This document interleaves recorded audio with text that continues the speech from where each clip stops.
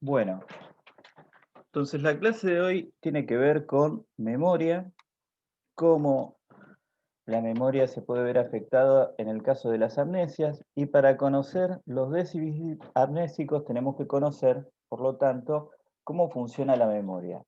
De hecho, los pacientes amnésicos han servido desde la neuropsicología para darnos información de cómo funciona la memoria normal. La memoria es una adaptación que nos sirve para almacenar el aprendizaje. Aprendizaje y memoria son las dos caras de una misma moneda. No puede haber aprendizaje sin un almacenamiento del mismo.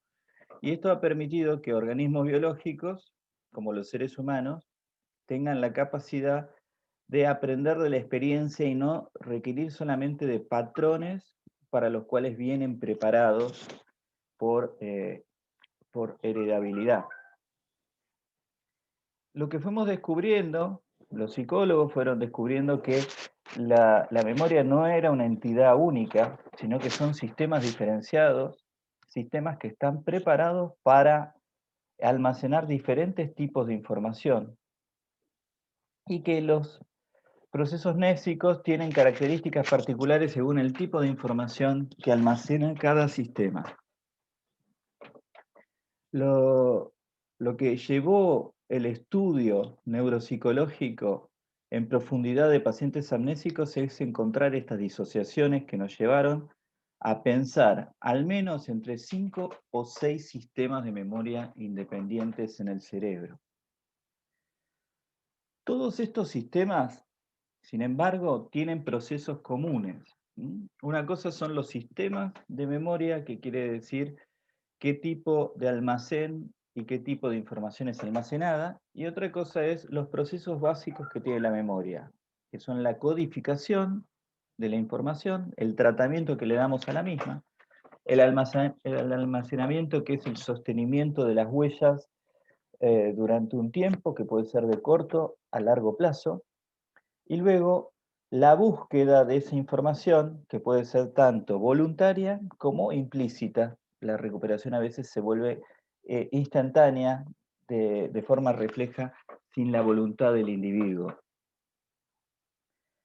Cuando hablamos de amnesias, las amnesias las clasificamos de acuerdo al momento de la lesión y a qué tipo de recuerdos se ven afectados por esta lesión. Hablamos de las amnesias retrógradas cuando lo que el individuo no puede hacer es recuperar los recuerdos hacia atrás, es decir, lo que ocurrió de la lesión hacia atrás. Una amnesia retrógrada excesivamente profunda haría que la persona ni siquiera supiera su nombre o quién es, y no tuviera posibilidad de reconocer a su familia, ni a sus padres, ni los recuerdos más remotos.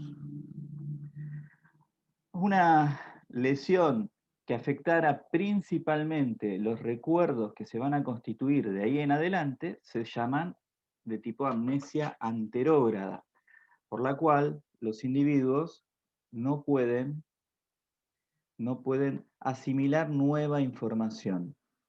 De la lesión en adelante suelen quedar anclados en el presente que se dio alrededor de la lesión y no pueden generar memorias nuevas. Si bien todo esto que les digo son los casos más extremos, hay diferentes niveles o grados de amnesia retrógrada y anterógrada, donde no es que todo paciente no puede asimilar nuevos recuerdos ni puede recordar nada de su pasado. De hecho, la mayoría de los pacientes no tienen características de todo o nada. La mayoría de los pacientes tienen amnesias de tipo global, por la cual no recuerdan componentes retrógrados y no generan recuerdos nuevos a nivel anterógrado. Una de las pistas más importantes de dónde buscar en el cerebro los principales nodos encargados de constituir estas huellas némicas, lo dio un paciente muy famoso en la historia de la neuropsicología que se llamó HM. A ver, había teorías de principios de 1900, como las de Lasley, por ejemplo, Jackson, que postulaban que el cerebro funcionaba en masa. Quiere decir que no había especializaciones. Era como una contrapartida al galtonismo, que hablaba de sectores muy particulares y partizados del cerebro que se especializaban, se hiperespecializaban en funciones psicológicas. Como contrarreacción aparece todo este movimiento neurológico donde el cerebro funciona en masa, no hay lugares especializados y lo que le ocurriría a los pacientes es que a mayor tamaño de lesión, a mayor pérdida de masa encefálica, mayor déficit. ¿Sí? Entonces esto se verificaba con modelos animales, donde ratas, por ejemplo, que se les extirpaba la mitad del cerebro, estaban más deficitarias que aquellas que se les extirpaba un octavo del cerebro. Está bien. Eso era bastante coincidente con la evidencia experimental. Ahora, nadie sospechaba que existían nodos en el cerebro, nodos especializados que eran parecidas a las ideas de Galton, de Gall, perdón, y que en realidad, si bien las teorías de Gall eran falsas, tenían un sesgo de realidad. A veces con una lesión muy pequeña se podía hacer una devastación en las capacidades psicológicas mucho más grande que a veces sacando la mitad del cerebro. Solamente que esto no se sabía y estaba influenciado por el dualismo de la época, el dualismo que llevó a que existiera la neurología y la psiquiatría como dos disciplinas independientes, donde el cerebro era una entidad que no tenía relación con el psiquismo, por lo cual había dos disciplinas en medicina para no tocarse entre sí. Evidencias que trajo el caso HM. HM es un paciente, murió hace muy poquito, en el 2000, antes del 2010. HM era un paciente con epilepsia que, a diferencia de otros pacientes, sus focos epilépticos estaban bilateralizados. No es que había un foco que se expandía y se hacían las comisuroterapias, por ejemplo, sino que tenía en los dos hipocampos, en los lóbulos temporales mediales, ¿ven? Acá está el lóbulo temporal y en las regiones mediales tenemos el hipocampo y otras cortezas como las entorrinales y perirrinales, donde estaban los dos focos epilépticos. Hasta el momento se habían hecho cirugías que habían quitado un lóbulo temporal medial, dejando el otro intacto. Y esta era la primera vez que se iban a sacar los dos lóbulos temporales mediales simultáneamente. Otros pacientes que tuvieron las cirugías unilaterales presentaron tanta mejoría al perder las crisis tónico-clónicas epilépticas y mejoró tanto su calidad de vida que el beneficio con respecto al perjuicio había salido ganando el paciente. En el caso de HM, era la primera vez que se hacía una cirugía bilateral. Y según el principio de sacamos muy poquito, el déficit es poco, porque el cerebro no tiene nada que ver con la mente está flotando de forma indiferenciada sobre la masa que funciona del cerebro. Vamos a sacar poquito tejido, no debería pasar nada tan grave. Pasó algo muy grave. Acá están los lóbulos temporales mediales extraídos. Y HM obviamente no tuvo más crisis epilépticas al sacar los focos epilépticos, pero quedó completamente amnésico a partir de ese momento. Y se pudo corroborar que el hipocampo era una estructura fundamental para generar los recuerdos a largo plazo. Si bien ese es el nivel conductual el que acabamos de hablar, nos vamos a ir ahora al nivel microscópico, nos vamos a ir a los mecanismos sináptico-moleculares para tratar de entender, después de muchas décadas, se empezó a entender qué era lo que hacían los hipocampos. Donald Hebb llamó potenciación a largo plazo a una teoría psicológica. Donald Hebb es un psicólogo que postuló la potenciación a largo plazo como mecanismo de la formación de los recuerdos. Y en la década del 90, esta teoría psicológica se corrobora a nivel fisiológico. Yo les voy a contar ahora el mecanismo que se descubrió siguiendo el planteamiento de Donald Hebb. ¿Dónde se generan las huellas némicas? Las huellas némicas se van a generar en las sinapsis glutamatérgicas, que utilizan el glutamato como neurotransmisor. Y que tienen, además, en la postsinapsis, dos tipos de receptores, que vamos a llamar AMPA y NMDA. Ambos son ionotrópicos. ¿Dónde tenemos de estos receptores? Bueno, tenemos en las cortezas secundarias unimodales, distribuidas por toda la neocorteza. Lo tenemos en el bulbo olfactorio, lo tenemos en el hipocampo, lo tenemos en la amígdala. Ahora, esto que les voy a explicar puede estar ocurriendo en cortezas secundarias unimodales, puede estar ocurriendo en el hipocampo o en la amígdala, no importa. El mecanismo es el mismo, utilizando el glutamato como mediador químico. Cuando se libera, ante la percepción de algo que está ocurriendo alrededor nuestro, esta información llega al hipocampo, que está procesando, entre otras cosas, la información espacial, la información, generando mapas espaciales de lo que está ocurriendo a nuestro alrededor. El glutamato que llega a las postsinapsis que están sosteniendo nuestras experiencias actuales, pueden activar fácilmente los receptores AMPA, que al abrirse abren canales de sodio y generan PEPs, es decir, potenciales excitatorios postsinápticos. Ahora, los receptores NMDA tienen una dificultad para abrirse. Están bloqueados por un ion de magnesio. Y este ion de magnesio es difícil de desplazar cuando las sinapsis tienen poco neurotransmisor como mediador.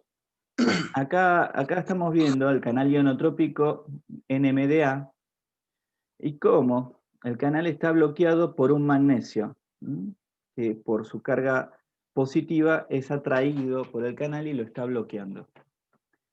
Ahora, ¿qué necesitamos para poder activar este receptor que es fundamental para que podamos construir huellas némicas? Necesitamos sacar el magnesio del canal, destrabarlo, para que pueda entrar sodio y calcio, los dos iones que tienen afinidad para pasar por este canal.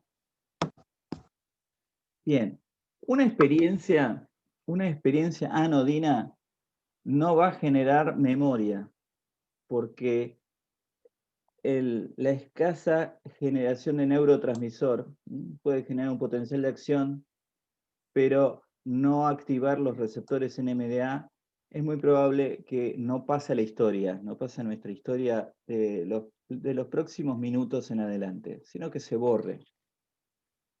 Ahora, si nosotros conseguimos dos características en la sinapsis, en la presinapsis, para activar la postsinapsis glutamatérgica de esta neurona, podríamos llegar a construir una huella anémica.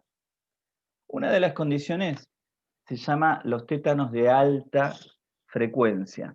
Los tétanos de alta frecuencia es cuando las presinapsis están descargando muy frecuentemente. Es decir, vieron que las sinapsis, los potenciales de acción llegan a periodos refractarios relativos y se pueden regenerar si el impulso, el estímulo que reciben es lo suficientemente intenso, se pueden regenerar nuevos potenciales de acción, aunque todavía no esté reconstituido el potencial de membrana en reposo. Bueno, imagínense un tétanos de descarga lo suficientemente alto como para que una presinapsis libere demasiado neurotransmisor en la sinapsis. me estaría abriendo los canales AMPA, ¿sí? Despolarizando la neurona, y la despolarización hace que el magnesio tienda a salirse del receptor NMDA que está trabando. Pero, a su vez, sigue cayendo más neurotransmisor cuando ya está destrabado el canal NMDA para que pueda ser activado. Bueno, una posibilidad es el tétanos de descarga, la otra es la cooperatividad. La cooperatividad ocurre cuando muchas neuronas simultáneamente están impactando sobre esta neurona postsináptica. Entonces, entre todas las sinapsis activas en cooperatividad, alcanzan a la cantidad de neurotransmisor suficiente para activar los receptores NMDA, es decir, corren el canal de magnesio, pueden abrir este canal, acá lo tenemos cerrado, acá lo tenemos abierto, y nos alcanza para correr el magnesio y poder activarlo para que entre sodio y calcio. Sodio y calcio. Acá el sodio está representado en las bolitas naranjas y las verdes es el calcio. ¿Sí? Bueno, este receptor que tiene esta particularidad que deja entrar a estos dos iones va a ser clave para hacer los cambios plásticos para sostener la experiencia que tenemos ahora. Y que dentro de un rato, si ustedes se quieren acordar de lo que estuvimos hablando, pueden visualizar la cámara, pueden visualizar el Zoom, al profesor hablando, traer a la memoria la imagen de esta diapositiva. Pueden pensar acerca de algo, de una experiencia que pasó hace un rato atrás. Bueno, acá tenemos una sinapsis. Esta neurona está generando una sinapsis que no va a generar potenciación a largo plazo. En cambio, esta tiene un tétanos de descarga suficiente para abrir los canales NMDA y el calcio que está ingresando me está activando unas proteínas que se llaman las proteinquinasas. Bueno, ¿cuál es el mecanismo de un recuerdo ligero? Vamos a llamar un recuerdo que puede durar un tiempo, pero no demasiado. Bueno, las proteinquinasas activadas, entre otras cosas, lo que van a hacer es, le van a agregar grupos fosfatos, la P es de fosfato, a los receptores AMPA, los otros receptores que no eran los NMDA, y los van a hacer más eficientes para abrirse más tiempo cuando son activados por el glutamato. Otro mecanismo de las proteinquinasas es activar un mensajero retrógrado que va a viajar a la presinapsis, es decir, viaja hacia atrás, y va a través del óxido nítrico, como mensajero gaseoso, a pedirle a esta neurona que construya más neurotransmisores, que embolse más vesículas de neurotransmisor para esta sinapsis. Esto va a hacer que con un poquito, con una despolarización liviana, se genere una gran despolarización en la possinapsis lo suficientemente grande como para volver a abrir los canales de NMDA que permiten la entrada de calcio. Uno ve que después de unos minutos, esta sinapsis está potenciada. Y esto que está ocurriendo con una sola sinapsis a nivel didáctico, para resumirlo y para que se entienda, está ocurriendo en miles y miles de sinapsis simultáneas de una experiencia multisensorial. Piensen que en sus cortezas secundarias ustedes están percibiendo imágenes, están escuchando sonidos, en otras están sintiendo su propio cuerpo, la posición de su cuerpo, en otras están procesando la localización espacial de los objetos que acabo de mencionar, etcétera, etcétera, etcétera. Todo eso se está potenciando a largo plazo. Ahora, ¿Qué ocurre con esto? No, Que acá Mario, lo tenemos resumido en este gráfico que es mucho más Mario, didáctico. Las proteínquinasas me están fosfatando los receptores AMPA para hacerlos más eficientes y el óxido nítrico, como mensajero retrógrado, me está haciendo mayor producción de glutamato para esta sinapsis particular. perdón, ¿Sí? Mario.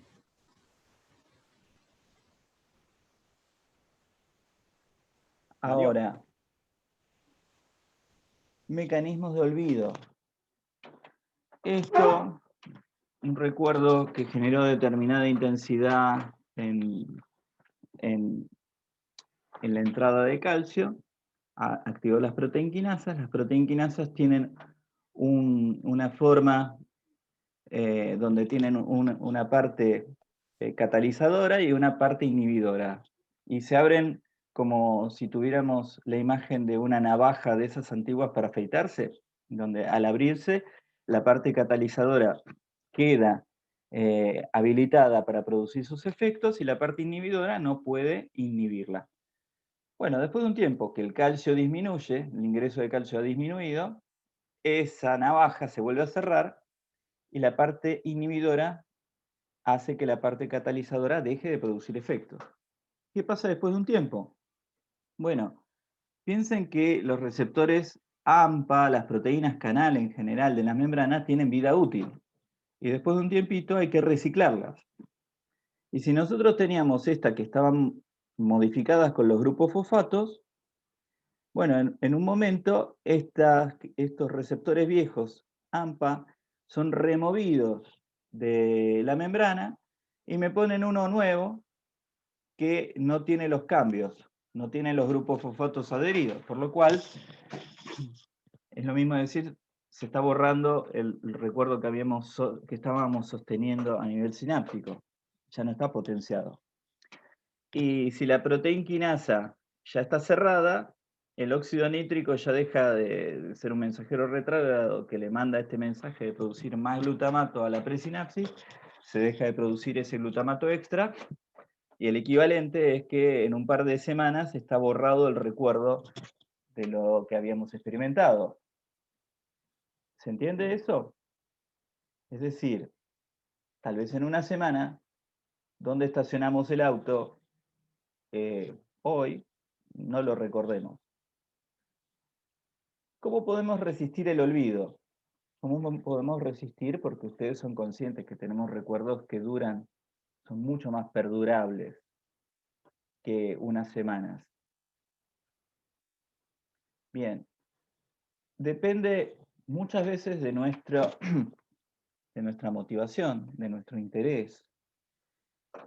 Ayuda muchísimo el estado emocional, la cooperatividad de muchas neuronas cuando uno está interesado, uno está atento. Cuando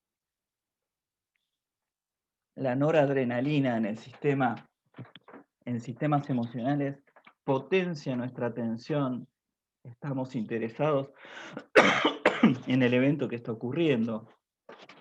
Utilizamos técnicas mnemotécnicas de asociación, por ejemplo, de lo que estamos viendo con imágenes, lo cual genera cooperatividad y eso hace que las huellas sean más indelebles.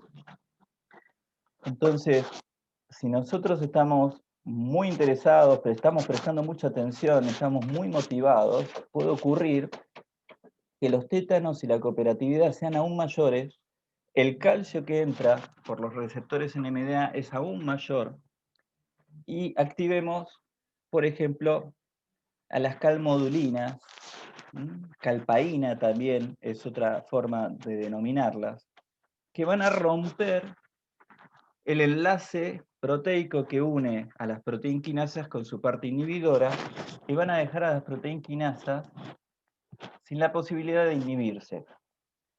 Y esto va a hacer que durante mucho más tiempo se manden mensajes retrógrados de óxido nítrico y que cuando se cambien receptores AMPA por otros nuevos, vuelvan a ser fosfatados.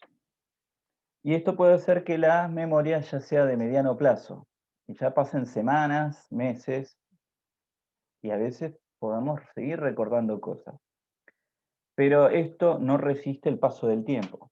Nos seguiríamos olvidando.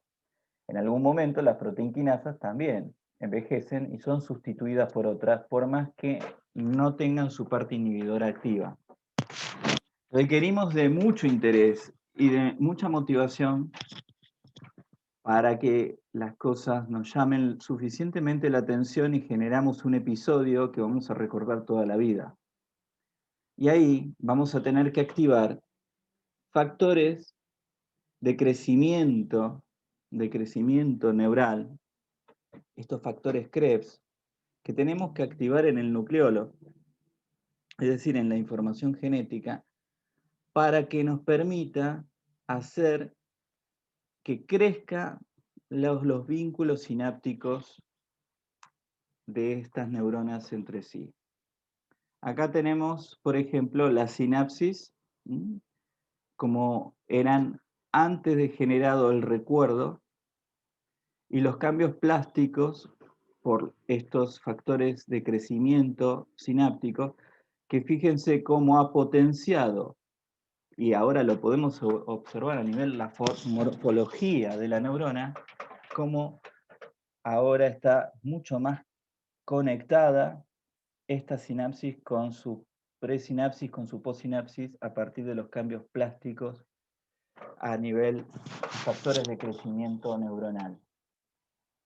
Hemos logrado con esta extensión de la sinapsis que un recuerdo ahora pueda perdurar años y no dependamos ya de la entrada de calcio. Y este recuerdo puede ser un recuerdo infantil, real, no uno fantasioso, sino uno real, que lo podamos traer a la memoria, no sé, 40 años después. Y uno ve sinapsis que han sido modificados con cambios plásticos lo suficientemente intensos para generar esto. Una cosa importante, antes de terminar la primera parte de la clase, es que esto ocurre con especificidad de sinapsis. Ustedes piensen que una neurona que ha sido potenciada a largo plazo con otra, está conectada con miles de neuronas. Pero la neurona que está sosteniendo el episodio visual, supongamos, de esta clase, es la que está pintada de azul.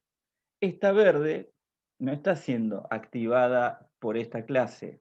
Sin embargo, está conectada también con esta postsinapsis, que tiene todos estos cambios. Pero lo que está ocurriendo es tan microscópico que ocurre solamente en este pedacito de la membrana, por lo cual yo puedo tener especificidad de potenciar esta neurona que está en azul y no a esta que está en verde. Entonces, el recuerdo de esta clase no se va a confundir con el recuerdo de lo que ustedes hicieron ayer en la noche, que por ahí lo está sosteniendo la neurona verde que les estoy mostrando. Yo se lo simplifico a muy poquita sinapsis por cuestiones didácticas. Piensen en miles y millones de conexiones que están ocurriendo. Pero el concepto de especificidad de sinapsis es importante porque no todo se conecta con todo. Y de esta manera, todas las neuronas que simultáneamente se han activado, se han potenciado en sectores muy particulares de sus botones sinápticos y de sus membranas. Por lo cual, los recuerdos están potenciados para ser activados luego en cadena. Cuando muy poquita información es activada, como están potenciadas a largo plazo, todas estas sinapsis potenciadas se activan simultáneamente, pero no activan las de otras huellas némicas. Y esto permite que, si quiero recordar el olor de una rosa, no se me active el olor de una cebolla, ni cualquier otra cosa que no está relacionada. Muy bien. Vamos a parar aquí.